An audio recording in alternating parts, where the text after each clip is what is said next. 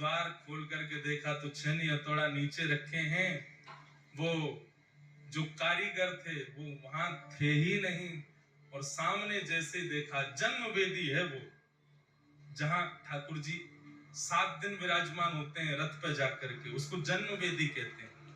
गुंडीचा के महल में उस जन्म वेदी के ऊपर जैसे ही देखा है, तभी क्या पाया, 3 विग्रह ही 3 रूपों में विराजमान हैं।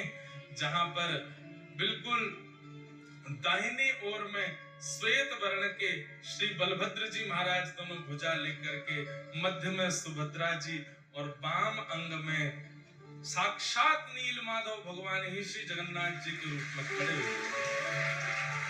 श्री जगन्नाथ महाप्रभु की। प्रथम दर्शन करते ही इंद्रद्युम्न रोने लगा।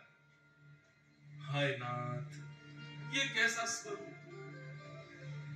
भुजा भी नहीं बनाई पूरी, पेट भी अधूरा छोड़ दिया, अरे नेत्र भी नहीं। मैं पहले ही मना कर रहा था कि उसको मत लाओ, वो तो वृद्ध है। अरे ये बीच में स्वरूप, इनके तो हाथ ही नहीं है, पैर ही नहीं है, ये कैसा स्वरूप बना दिया। तुरंत मूर्छा आई इंद्रद्युम्न को, और मूर्छा आते ठाकुर जी ने पूरी द्वारिका लीला उनको दिखा दी। बोले ये स्वरूप सामान्य नहीं है इंद्रद्युम्न, ये मेरा प्रेम विगलित स्वरूप है।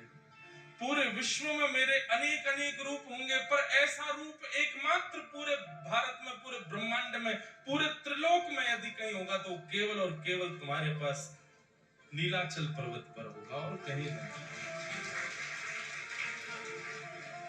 भगवान त्रिभंग लली गोलोक धाम में भी हैं, ठाकुर जी धनुष बाण लेकर के साकेत धाम में भी हैं, शंख चक्र गदा पद्म धारण करके वैकुंठ में भी हैं और पृथ्वी पर भी हैं। पर श्री जगन्नाथ तो केवल और केवल पृथ्वी पर हैं और कहीं भी नहीं, केवल इस भूमि पर।